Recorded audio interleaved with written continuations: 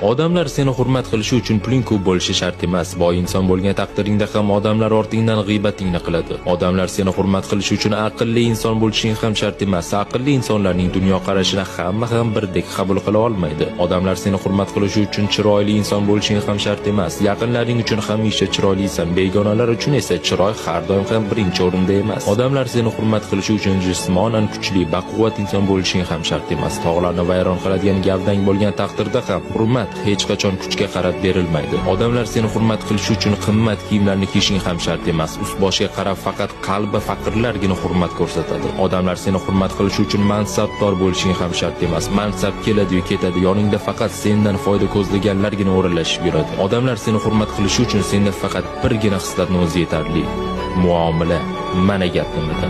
Muomala madaniyati. Hamma narsaga eng qulay va yoqimli yechim bu muomaladir. Odamlar seni hurmat qilishi uchun muomalang yuksaklarda bo'lishi kerak. Muomalang shu qadar kuchli bo'lishi kerakki, hatto dushmanlaring senga yomonlikdan ko'ra do'stlikni jazm qilish kerak. Muomalang shu qadar yuksak bo'lishi kerakki, hatto podshohlar senga ta'zim qilish kerak. Muomalangni yo'qotma, eng asosiysi shu.